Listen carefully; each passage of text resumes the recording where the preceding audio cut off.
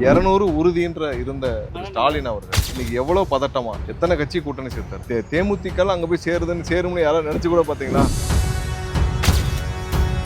எங்க தலைவர் பல கஷ்டங்கள் ஒரு கரியர்ல ஒரு ரொம்ப கடைசி படம் நல்லபடியா ரிலீஸ் ஆகி எல்லாரும் சந்தோஷமா அதை செலிப்ரேட் பண்ணி அதை முடிச்சுட்டு ஏன்னா ஒரு எமோஷனல் இஷ்யூ இது அவருக்கான கொடுக்கப்பட்ட அழுத்தம் தரலாம் தெரியும். இதே இடத்துல வேற யாரா இருந்தா 234 தொகுதிக்கு வேட்பாளர் அறிவிச்சு நீங்க இறங்கி இப்ப வேலை பார்க்க ஆரம்பிச்சிட்டீங்க. திருப்பரங்குன்றம் தொகுதியில இருந்து உங்க தலைவர் நிற்கக்கூடிய பெரம்பலூர் தொகுதி வரைக்கும் உங்களுடைய களம் எப்படி இருக்குன்னு நீங்க நினைக்கிறீங்க? நான் எத்தனையோ காலங்கள் அரசியல் களத்தை பார்த்திருக்கோம். உங்களுக்கு வாக்களிக்கிறோம்னு சொல்லவே மாட்டாங்க, இந்த ஓட்டு உங்களுக்கு தான் சொல்ல மாட்டாங்க. ஆனால் இப்ப தெளிவா மக்கள் சொல்றாங்க.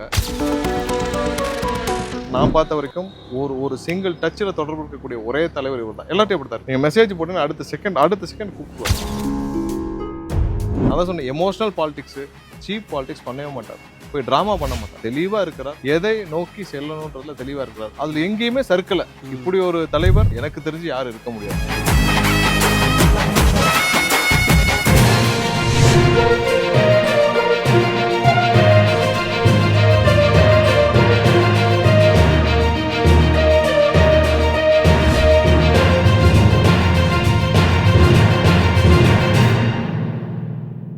பாரம்பரியமான தங்க நகைகள் வாங்க P Rathinam Chettiar and sons, Therkavani Moolaveethi, Madurai. உங்கள் குடும்பத்துடன் நிம்மதியாய் தூங்க நிம்மதி மெத்தைகள். இது நம்ம ஊர் மெத்தைங்க. உங்களின் உள்நாட்டு மற்றும் வெளிநாட்டு பயணத்தை தொடங்குங்கள் எங்களுடன். Tour craft holidays for booking 9043904309. இப்போ நீங்க திமுகவை நீங்க கடுமையாக விமர்சனம் பண்றீங்க. ஆனா ஒரு பக்கம் இன்னொரு பேச்சும் வருது. அதிமுக ஜெயலலிதா பிரிவில் 2வது முறை தொடர்ந்து ஆட்சிக்கு வர்றதுக்காக அந்த அம்மா ஒரு பெரிய மாஸ்டர் பிளான் பண்ணதை மக்கள் நல கூட்டணி அப்படின்ற மாதிரி சொன்னாங்க. இந்த முறை திமுக தாவேக்காவை திமுக தான் பி டீம், அதாவது திமுக பி டீம் தான் தாவேக்கான்ற மாதிரி எதிர்ப்பு வாக்குகள் இப்ப திமுக அப்படிங்களா நேரடி அதிமுக தான் போகும். ஆனா இப்ப நீங்க நின்னதுனால தாவேக்கா மட்டும் இல்லைன்னா 2 வருஷத்துக்கு முன்னாடி நாங்க எங்க தலைவர் கட்சி ஆரம்பிக்கிறதுக்கு முன்னாடி என்ன சொன்னாரு?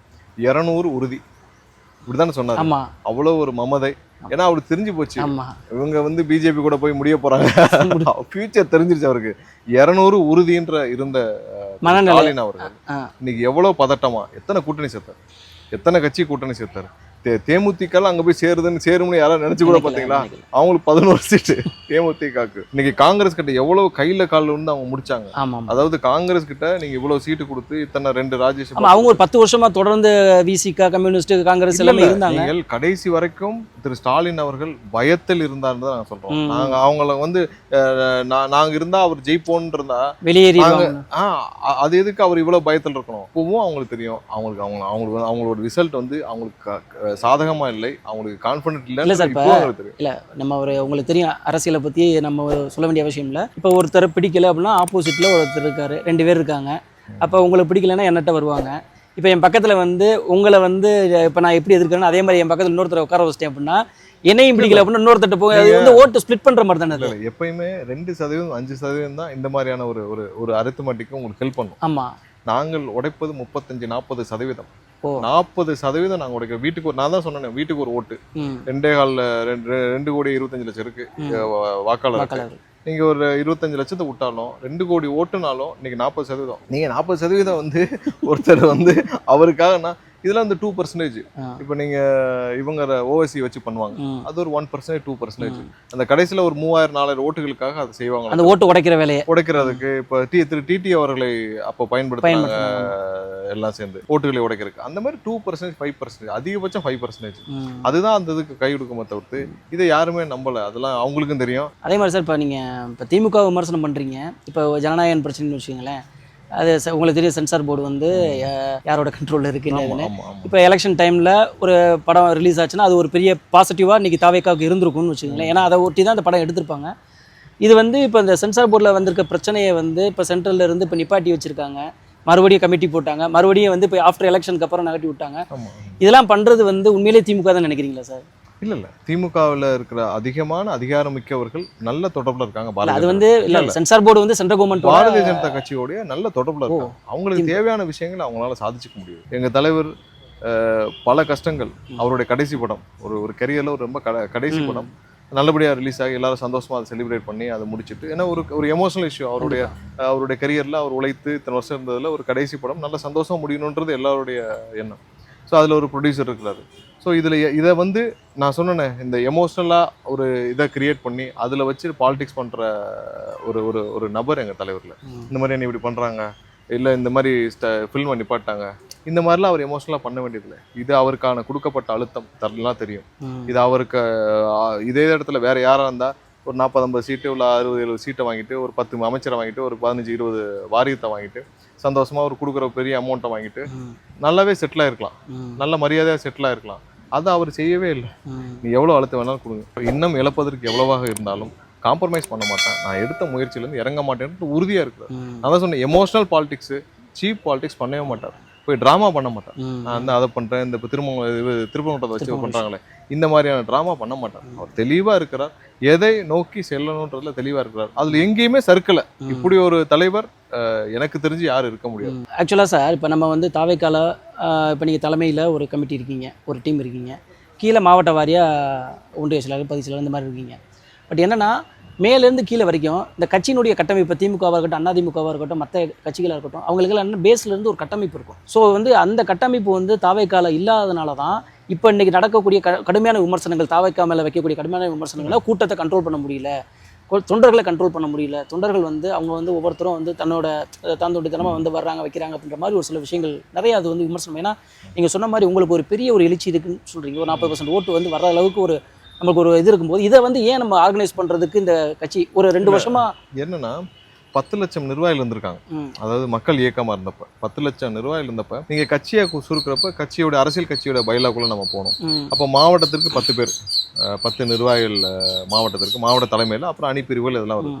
ஸோ மொத்தமாக பார்த்தீங்கன்னா அது 3 லட்சமாக சுருக்க வேண்டிய கட்டாயம் இருக்குது. ஸோ சுருக்கிறப்ப அதில் நிறைய பேரான டிஃப்ரென்ஸை கொஞ்சம் கொஞ்சமாக அதை செட்டில் பண்ணி இவ்வளவு தூரம், அதாவது ஒரு பெரிய டிரான்ஸ்ஃபர்மேஷன், ஒரு பெரிய அமைப்பு, 10 லட்சம் பேர் உள்ள பொறுப்புல உள்ள அமைப்பை ஒரு கட்சியா மாத்திர பெரிய டிரான்ஸ்ஃபர்மேஷனை ரொம்ப சக்சஸ்ஃபுல்லா செஞ்சு முடிச்சிடும். இன்னொன்று என்ன, நீங்க இந்த ஸ்ட்ரக்சர்லாம் சொல்றீங்கல்ல, ஒரு மினிமம் ஒரு தேர்தலாவது கடந்தாதாங்க இந்த ஸ்ட்ரக்சர் வந்து உங்களுக்கு செட்டில் ஆகும். ஏன்னா இப்போதான் வந்து ஃபர்ஸ்ட் டைம் எல்லாரும் பூத் கமிட்டி, இதுல பூத் கமிட்டிலாம் இருக்கு, மக்கள் இயக்கமா இருக்கவே பூத்துக்கு ஆள் போடுறோம், கிளை பூத்துக்குலாம் ஆள் இருக்கு. ஆனா என்னன்னா தேர்தல் பண்ணல, தேர்தல் அரசியலுக்குள்ள போகல. ஆனா ஒரு தேர்தல் முடிச்சாதான், இப்ப நிறைய பேர் வந்து உங்க கட்சியில யாருன்னே தெரியல, ஆமா தேர்தல் சந்திச்சாதான் இப்ப ஒவ்வொரு இடத்துலையும் வேட்பாளர் போட்டாச்சு. இப்போ மேற்குல திரு தங்கபாண்டியன், இங்கே தேனியில் இப்போ திரு பிரகாஷ், திரு லெஃப்ட் பாண்டி, இந்த மாதிரி ஒருத்தர் போட்ட பிறகு தான் தேர்தலில் அவங்க எல்லாம் தேர்தல் மக்களை அவர்கள் பார்த்த பிறகு தான், ஓ இந்த தொகுதியில் இந்த பிரகாஷ்னு இருக்காரு, லெஃப்ட் பாண்டியன் இருக்கிறாரு, இங்கே தங்கபாண்டியன் இருக்கிறாரு, அங்கே கல்லாண்ணேன்னு ஒருத்தர் இருக்காருன்னு தெரியும். நீங்கள் ஒரு தேர்தல் கடந்தாதான் இது வந்து மக்களுக்கு வந்து யார் இங்கே பொறுப்பாளர்கள், யார் இங்கே இருக்கா, ஓட்டு வந்தாங்க பார்த்து ஒரு தேர்தல் முடிஞ்சால் தான் அந்த ஸ்ட்ரக்சரே செட் ஆகும். ஏன்னா அது வரைக்கும் எல்லாருமே புதுசு, தலைவரை தவிர்த்து எல்லாருமே புதுசு, எல்லாரும் தேர்தலுக்கு புதுசு. ஒரு தேர்தல் கடந்த பிறகு எல்லாருக்குமே எல்லாமே ஸ்ட்ரக்சர் சரியாகும். ஏன்னா அது முடிஞ்சாதான் வந்து மக்களுக்கும் அந்த பரிச்சயம். இந்த பிரச்சனை வந்து உங்களுக்கு வேட்பாளர் தேர்வுலேயே இந்த பிரச்சனை வந்திருக்கு. ஏன்னா கண்டிப்பா வரும்ல, சரி கண்டிப்பா வரும்ல. ஏன்னா எல்லாரும் புதுசா இருக்கிறப்ப இப்போ எம்ஜிஆருக்கு அது ஏன் வரலன்னா, எம்ஜிஆருக்கு அது ஏன் வரலன்னா அதுல பாதி நிர்வாகிகள் வந்து திமுகலேருந்து வந்துட்டாங்க. ஸோ அவருக்கான செட்டப் இருந்துச்சு, செட்டப் இருந்தப்போ அவங்க டக்குன்னு எடுத்து ரன் பண்ண முடிஞ்சு, பாதி பேர் இங்கே திமுகலேருந்து கொண்டு வந்து போட்டாங்க. இங்கே எல்லாருமே புது வேட்பாளர்கள், இந்த தொகுதிக்கு எந்தெந்த வேட்பாளர், ஏன்னா வந்து தலைவர் திருப்பரங்குன்றம் சேர்ந்து பண்ணப்போ திருப்பரங்குன்றத்தை வைத்து ஒரு மிகப்பெரிய தவறு நடக்க போகுது, மிகப்பெரிய இது வந்து இவங்க 2 பேரும் சேர்ந்து பண்றாங்க. இது ஒரு முக்கியமான பகுதி, நம்ம இருந்து ப்ராப்பரா இந்த பகுதிக்கான ஒரு ஆரம்பத்திலே கேட்டேன். அதான் அந்த மாதிரி ஒவ்வொரு இடத்துலையும் ரொம்ப நிதானமா நம்ம தேர்வு செய்ய வேண்டிய இடமா இருக்கு. ஸ்டாலினை பாத்தீங்கன்னு கேட்டு பாருங்க, யாருமே தொடர்பு இல்லை. ஆனால் எங்கள் தலைவர் எப்படி தருவாங்க, நாங்கள் ஒரு மெசேஜ் ஆனால் பேசணும் அப்படின்னா அடுத்த செகண்ட் காலையில் 5 மணிக்கு 5:30 மணிக்கெல்லாம் எழுந்துருவார். 7 மணிக்கு மெசேஜ் அனுப்பிச்சா 7:02 வந்து கால் வந்துடும். தொடர்புகள் அவர் வந்து டெசிஷன் மேக்கிங்லேயும் வெரி பவர்ஃபுல்லு. எந்த நேரத்தில் நாங்கள் கொஞ்சம் இப்போ இந்த கரூர் ஷிப்பில் கொஞ்சம் ஒரு சில டைமில் ஒரு சின்ன பதட்டமாக இருந்தாலும் எங்களை ஆசுவாசப்படுத்தி டைரக்ஷனை தெளிவாக கொடுப்பார். நீ இதை பண்ணு, இதை இப்படி செய்யணும்னு சொல்லி ஒவ்வொரு இடத்துலையும் அவருடைய லீடர்ஷிப் குவாலிட்டியை என்ன செய்யணும் அப்படின்றது ரொம்ப தெளிவாக இருக்கிறாரு. இது வெரி மச் கனெக்டட். நான் பார்த்த வரைக்கும் ஒரு சிங்கிள் டச்சில் தொடர்பு இருக்கக்கூடிய ஒரே தலைவர் இவர் தான். எல்லாத்தையும் அப்படி தான் இருக்குது. நீங்கள் மெசேஜ் போட்டீங்கன்னா அடுத்த செகண்ட் கூப்பிடுவார். அதான் அவருடைய நேச்சர். சார் இறுதியா சார் 234 தொகுதிக்கு வேட்பாளர் அறிவிச்சு நீங்கள் இறங்கி இப்போ வேலை பார்க்க ஆரம்பிச்சிட்டிங்க. திருப்பரங்குன்றம் தொகுதியில் இருந்து உங்கள் தலைவர் நிற்கக்கூடிய பெரம்பலூர் தொகுதி வரைக்கும் உங்களுடைய களம் எப்படி இருக்குன்னு நீங்கள் நினைக்கிறீங்க? இல்லை, ரொம்ப பாசிட்டிவாக இருக்குது. நீங்கள் மக்களோட ரெஸ்பான்ஸ் வந்து ஒவ்வொரு வீடுகளையும் போகிறப்போ 10 வீடுக்கு போகிறப்போ 9 வீடுகள் ரிசீவ் பண்ணுறாங்க, பாசிட்டிவாக ரிசீவ் பண்ணுறாங்க. ப்ராமிசிங்காக எங்களுக்கு வந்து வாக்களிப்போம் அப்படின்னு எங்களுக்கு சொல்லி அனுப்ப, எங்கள் வீட்டில் இத்தனை ஓட்டு இருக்குது, இத்தனை ஓட்டு உங்களுக்கு தான் அப்படின்னு. நான் வந்து எத்தனையோ காலங்கள் அரசியல் காலத்தை பார்த்துருக்கோம். உங்களுக்கு வாக்களிக்கிறோம்னு சொல்லவே மாட்டாங்க, இந்த ஓட்டு உங்களுக்கு தான் சொல்ல மாட்டாங்க.